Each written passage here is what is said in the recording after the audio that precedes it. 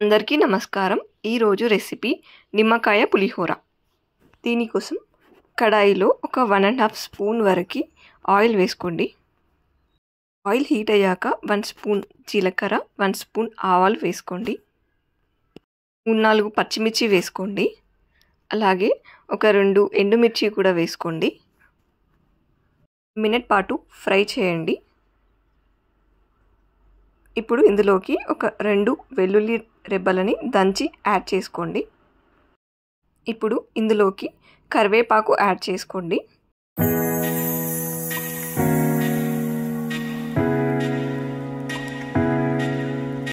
Fry అయ్యాక ఒక చిన్న ఆనియన్ యాడ్ చేసుకోండి.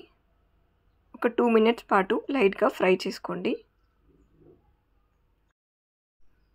ఫ్రై అయ్యాక ఇందులోకి ఒక 2 స్పూన్స్ ఆఫ్ పల్లీలు యాడ్ చేసుకోండి. పల్లీలు ఫ్రై అయ్యాక ఒక 1/2 స్పూన్ పసుపు, అలాగే 1 స్పూన్ సాల్ట్ యాడ్ చేసుకోండి. ఒకసారి అంతా బాగా కలపండి.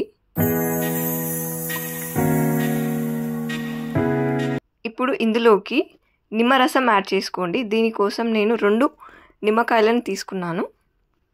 క్వాంటిటీ 2-3కి సరిపోతుంది. నేను ఇందులోకి లెమన్ యాడ్ చేశాక రైస్ యాడ్ చేస్తున్నాను.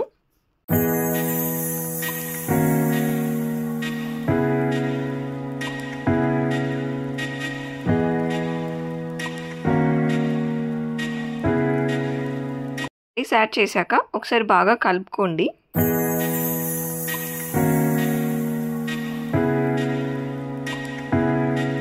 కొత్తిమీర యాడ్ చేసుకోండి. అంతే, ఎంతో టేస్టీ నిమ్మకాయ పులిహోర రెడీ అయిపోయింది. ఈ వీడియో మీకు నచ్చినట్లయితే లైక్ చేయండి, షేర్ చేయండి, అలాగే సబ్స్క్రైబ్ చేయడం మాత్రం మర్చిపోకండి. Thank you.